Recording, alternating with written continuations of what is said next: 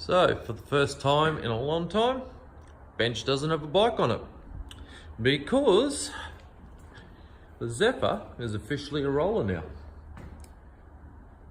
That's its finished height. The last thing to do was to weld in the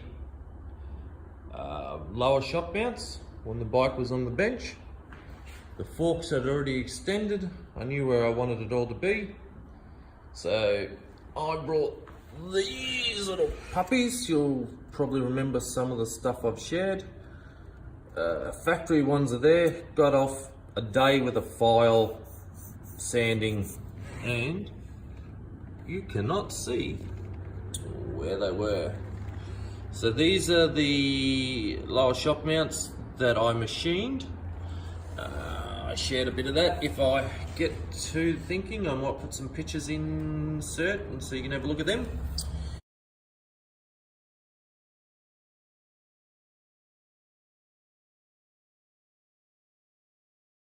Now, if you, it's a bit hard to see. Okay, so this weld, I chamfered that back. That weld is not mine. But that one weld aside from the local bloke that does aluminium welding was $30. On the inside though, I thought to myself, I will never be able to do it if I never give it a crack. So I've done the ones on the back, on both sides. You can't see them with the wheel in, so that's why I gave it a shot. I had it jigged up on the bench with a machined bar, the wheel out, a screw jack underneath the swing arm in position. The whole bike was where it was supposed to be. Had the both shocks set to exactly the same length. Screwed it on. The bar between was at the right width to make sure these were perfect. So I actually screwed it together as a complete assembly.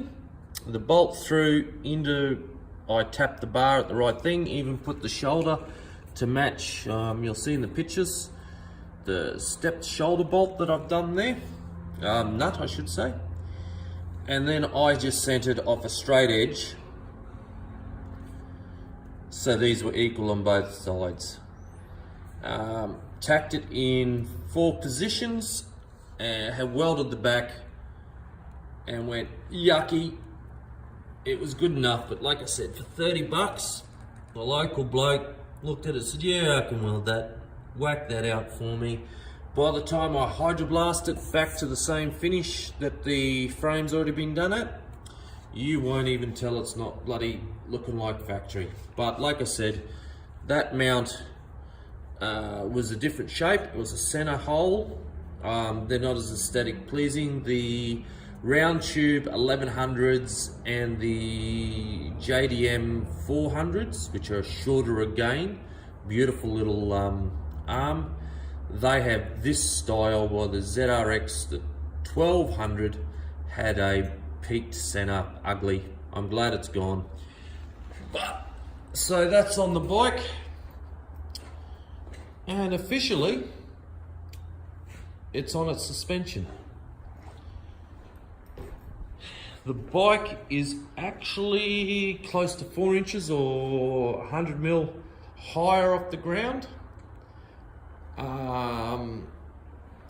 It's out to an 810 seat height. I'm rather tall. It's a nice seating position for me. The low pipes, they're not actually low by Japanese standards, but I've got the 100 mil minimum clearance to be legal. It's not a huge thing, you'd be unlucky to get picked up, but I like to be sure. Not much to say other than this is just how it's going to look. Lots of little things to do, lots and lots of little things, lots of little things that no one's ever going to see. It comes to my attention that walking around this bike, if you didn't know the amount of work in the oil system, you wouldn't even bloody pick it up. You can't even tell. I don't know whether to be happy about or not so happy about, because that was a lot of money a lot of time, a lot of effort to get that oil thermostat underneath there like that. And that's another thing. This bike is set up really that I've pushed things like the squat angle, the angle of the swing arm, where it sits with the brace, clearance, if you actually look, the clearance onto the oil thermostat, things like lines away from header pipes, all up in here. Just all of that eats so much time. You got to go through 2 or 3 fittings before you know that a dash 10 by dash 6, dash 10 by dash 8 30-degree bend is the one that will fit in between the headers. Still geeking out over my little vibration isolators. Don't know why, it just tickles my fancy. Started to modify the top yoke by cutting off the tumbler assembly. This is going to be drilled in just a really convenient place to make the gauge mount. That's a Renthal bar standard. I tried the fat bar, didn't really suit the profile of the bike, so I've used a standard 7/8. These are actually just eBay jobby risers. We had them laying around. Jason had a few left over. I said, give us a crack at something to just see what it looks like. Turns out the diameter is the correct diameter to cover up the vibration bushing in this standard Yamaha yoke. They look nice. By the time I give them a blast, a bit of a wet blast, treat them up a bit, put some nice stainless steel, already have. Treat that look nice. Got to finish off the head stem. I'll make a stepped nut with a thread through here. So what that will allow me to do is I've got the space here. I'll make it aesthetically pleasing, but see, this is up. I'll have it at least, I might take the height down a little bit, but by swapping a spacer underneath, I will be able to get 10, 12, maybe even as much as 15 mil that I can just spacer the top clamp higher and higher on this and still have it supported. Traditionally, I do like just a threaded hole with a machined countersunk stainless screw into an aluminium cap. I've done it a few times now. I really like the way it looks.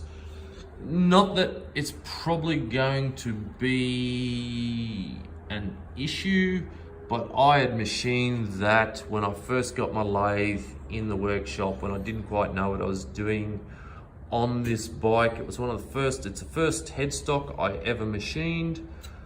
I didn't know what height it was going to be. I've left it long. I just have to push it back out of the yoke, throw it up in the machine. I should make a brand new one, but meh, this one's done. I'll reuse it. So, but all of the front end for the steering stop I showed before is finished off. Getting it down off the bench. The steering is actually pretty good. A lot of these bikes, once you go to upside downs and you put a big oil cooler on it, you don't get a lot of lock. You really do not. But so I've got a good amount onto the tank. We come around here.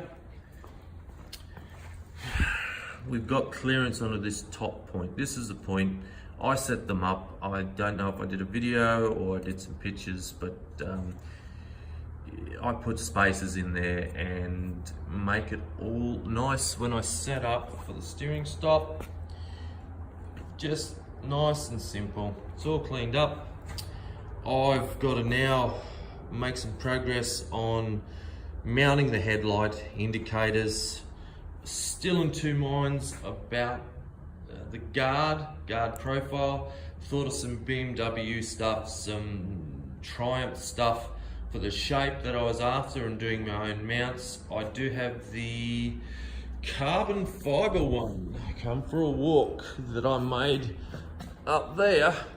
There's an old VFR 750, about 83 throwaway guard that a bloke had one day that I grabbed.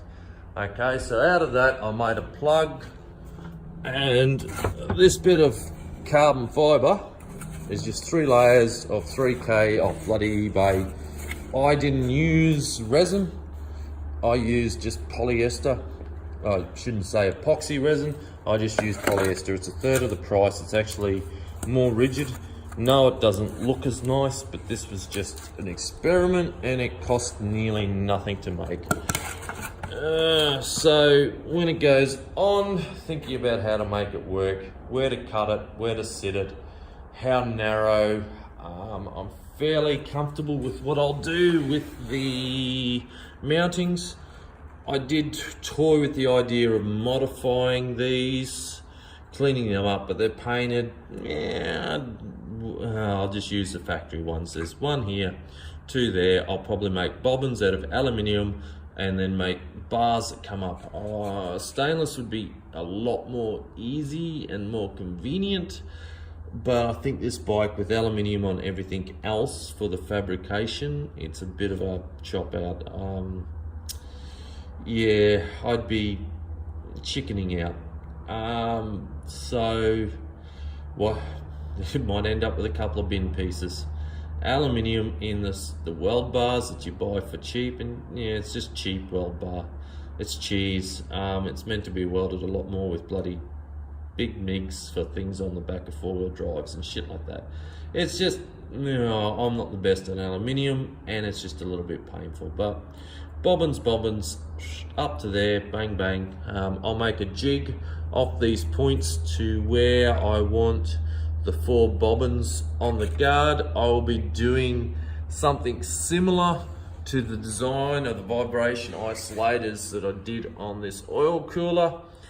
So thinking about how to hold those bobbins, weld the bar, not melt the polyurethane or the carbon fiber, and how to get it all in place while you weld it up. So basically I'll put the bobbins in with aluminium spacers. That it's going to take me 10 to 20 minutes to knock up a couple of aluminium spacers through some holes to spacer up the bobbins, it's probably 3 mil off the guard to where they'll be sitting.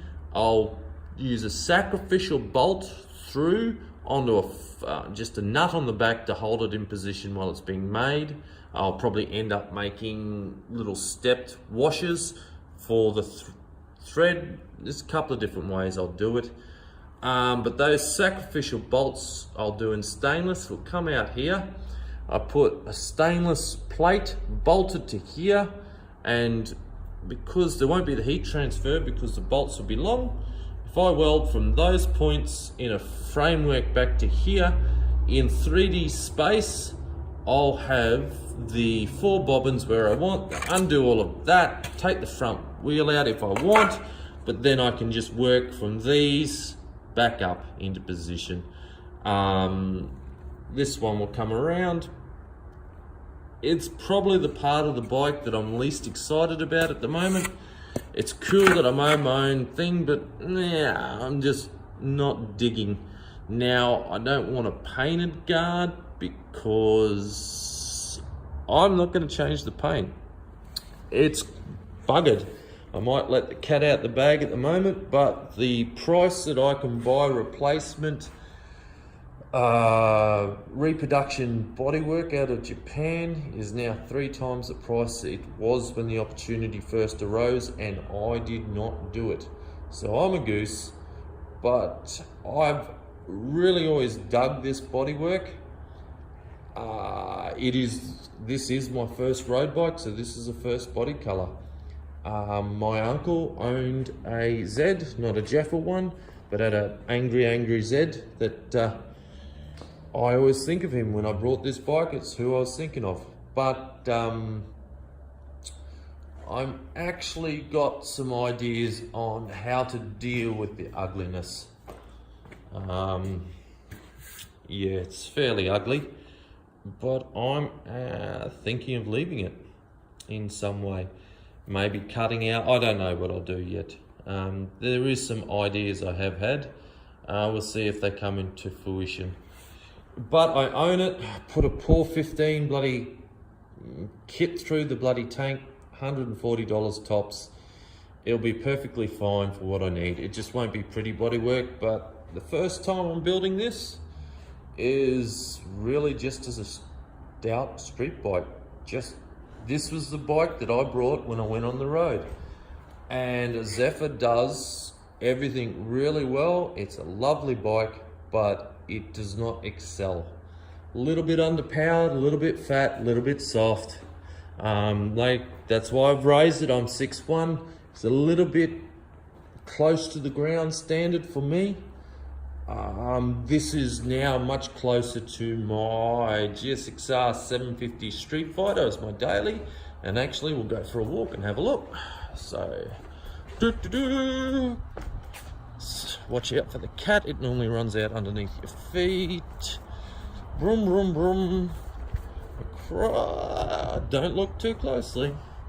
Anyway, so this bike I have had on the road for 7 odd years. It's my daily. $400 special. Sold the plastics, threw the bars on it. 0 fucks given. Bit of one of my first attempts at using bobbins and frame. That's just stainless, just to hold a standard. I think it was an SV 650 light, but pretty much a stock bike, apart from the rear shock is out of a K series. Spring rate and valving doesn't match the rocker ratio that is on these slingshots, but that's been a lesson for me. I did it when I didn't know the difference. Now I do. I even know what it makes it feel like, but it's still rideable at normal speeds. It's perfectly fine. It goes really well, but the 23.5 degrees of rake and the 97 millimeters of trail, because I use a 180/60 rear tire on this bike that is a lot higher. So the longer shock already pushed the bike up. The bigger profile tire has pushed it up a lot more as well. If you actually can see, if I get that, that's how far the bike sits over on the stock stand. I've got a little bit of plate of plastic, half an inch thick, 3/4 of an inch thick. I carry them in, I put it underneath there, but you know what, it's only fallen over a couple of times and it has not hurt it, so big deal. But anyway, so that is very similar in geometry, a little bit more aggressive than is on the Zephyr, but I like it, so I know this is going to work on this bike. So proportionally, very similar. Where they carry their weights, very similar. So I've had 7 years of experience on something even more aggressive than this, and this is going to be absolutely bang on for my riding style on the street. For this is going to be a big ball banger. 1321cc, 8.5 millimeters oversize on the pistons. I've probably said a lot before. Cams, headwork, bigger valves, the flat slide carbs. It will never be a rocket ship, but it will make bags and bags of torque. And for speeds that won't get you put in jail for 10 years, there probably won't be much that you'll ever have to worry about. It won't ever be a sports bike, but I don't want one as a sports bike. So yeah, that's where we're at.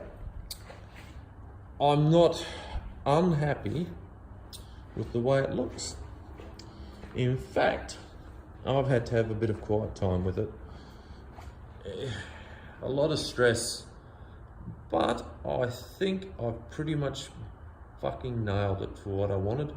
I'm very happy. Anyway, catches.